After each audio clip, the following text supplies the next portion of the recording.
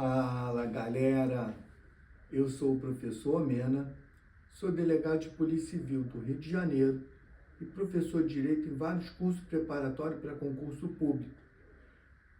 O nosso tema de hoje é Síndrome de Estocolmo. O que significa isso?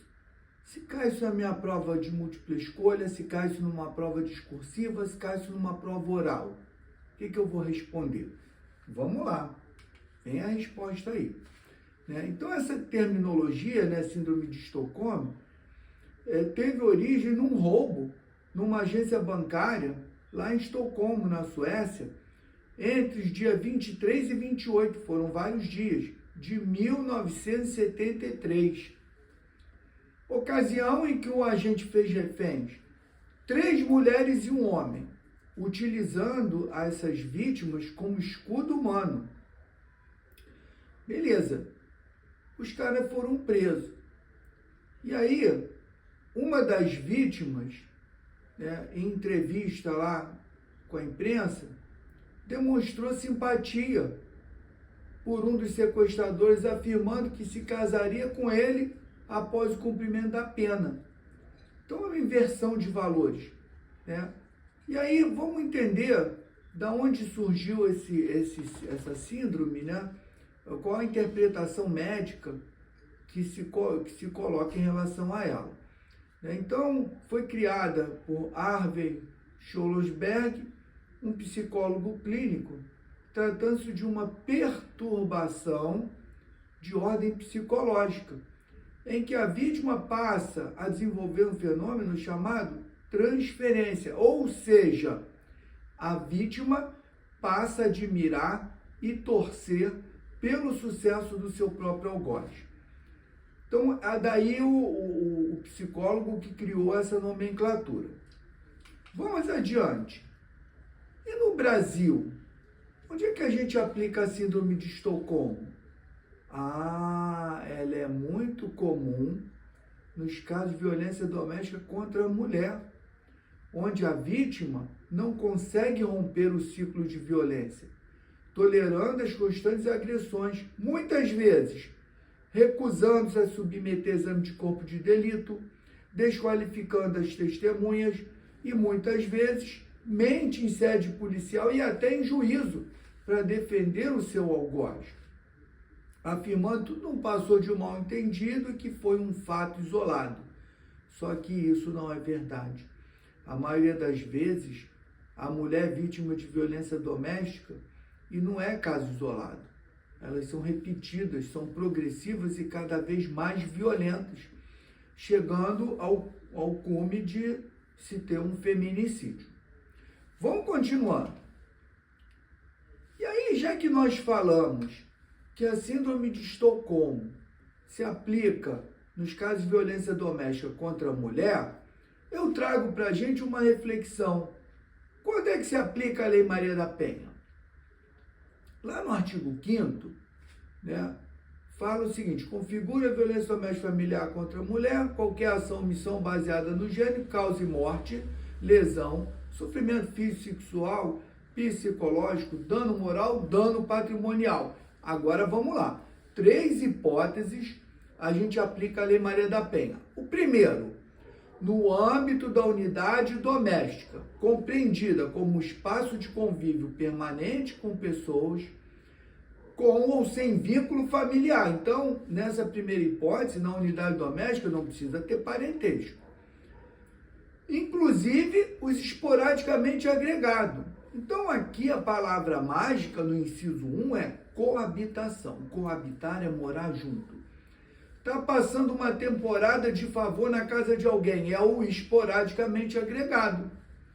Tanto esse esporadicamente agregado pode ser a vítima, se for mulher, como esporadicamente agregado pode ser o autor do crime da violência doméstica. Então, a primeira palavra, coabitação. A segunda palavra, no âmbito da família, compreendido como uma comunidade formada por indivíduos que são ou se consideram aparentados, unidos pelos laços naturais, por afinidade ou por vontade expressa. Beleza. O que a gente tem de jurisprudência? Especialmente aqui no TJ do Rio de Janeiro. A jurisprudência do TJ é que seja bem restrito. Por exemplo, quem se considera aparentado. Todos nós temos um primo, uma prima de consideração, que são pessoas amigas, são pessoas que caminharam conosco e que a gente tem tanta afinidade que considera como se fosse um parente. Mas não é parente. Não aplica a Lei Maria da Penha. Então, se nós formos fazer uma prova de múltipla escolha e tiver o texto do inciso 2, eu vou marcar certo, porque está escrito na lei. Mas se eu tiver que discorrer, que escrever, ou se eu tiver que fazer uma prova oral, onde for questionado até onde abrange o âmbito da família, eu tenho que manter a posição restritiva. E tem uma lógica aí, porque a Lei Maria da Penha, ela proporciona prisão em flagrante em crimes que não caberia prisão em flagrante se não fosse na Lei Maria da Penha, como, por exemplo, crime de ameaça. Crime de ameaça é um crime de menor potencial ofensivo. É Lei 9.099, Juizado Especial Criminal, GCRIM. Mas quando é na violência doméstica, o sujeito fica preso. Ou o sujeito ou ela, homem ou mulher, porque agressor pode ser homem ou mulher. Fica preso. E detalhe, cabe prisão preventiva. Se você for ameaçado pelo vizinho, pelo cara da mercearia, não tem direito à prisão preventiva para ele. Não tem prisão em flagrante para ele, nem tem prisão preventiva. Mas no âmbito da violência doméstica, ainda que seja um crime de menor potencial ofensivo, se aplica a Lei Maria da Penha. E por último, terceira hipótese, em qualquer relação íntima de afeto, na qual o agressor conviva ou tenha convivido com a ofendida, independentemente de coabitação. Então, olha só, se relacionou com a mulher, não importa se morou junto, se foi peguete, se foi companheira, se foi casada, teve relação íntima de afeto, se aplica a Lei Maria da Penha nos casos de violência doméstica.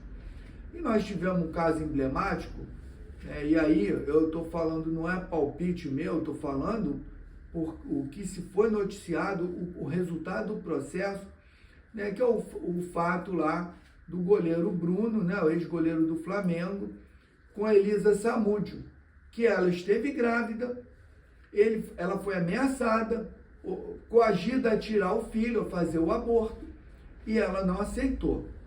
E tem um vídeo gravado por ela na porta da delegacia da mulher de Jacarepaguá, onde ela fala, ela narra, isso aí passa na televisão toda hora, o diálogo que ela teve com o Bruno, dizendo, ele falando para ela, se você não fizer, não tirar, eu mato você e sumo com o teu corpo, ninguém vai saber de nada.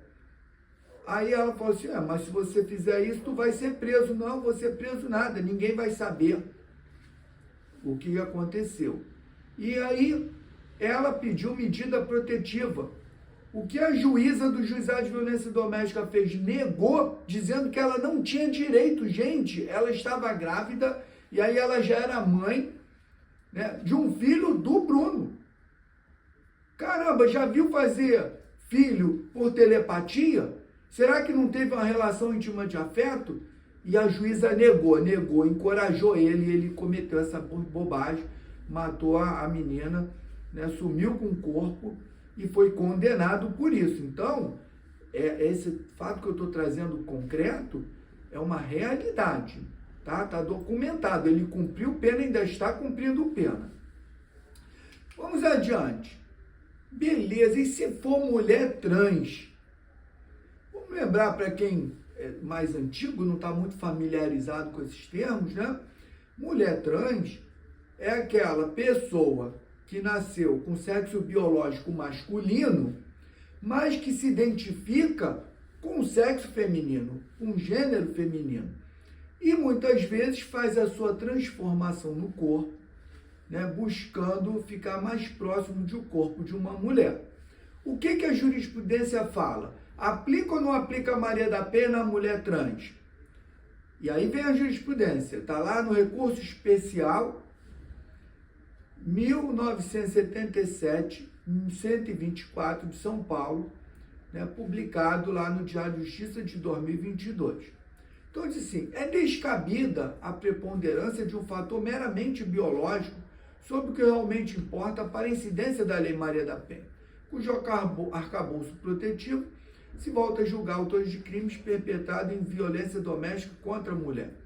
Por outro lado, o sexo é a característica biológica do aparelho reprodutor, masculino ou feminino, bem como o seu funcionamento, né? De modo que o conceito de sexo não define a identidade de gênero em uma perspectiva não meramente biológica, portanto, termina a jurisprudência. Mulher trans, mulher é. Então, se é mulher trans e cair na sua prova, pode ser uma prova de múltipla escolha, pode ser uma prova discursiva, pode ser uma prova oral. Se é mulher trans, é mulher. Sofreu violência doméstica numa daquelas três hipóteses, Lei Maria da Penha em defesa dela. Beleza, galera? Então, ó, ficamos por aqui. Eu sou o professor Mena. Me segue aí no YouTube, prof.mena. Me segue no Instagram, @prof.mena. E a gente se encontra no próximo vídeo. Boa sorte e bons estudos.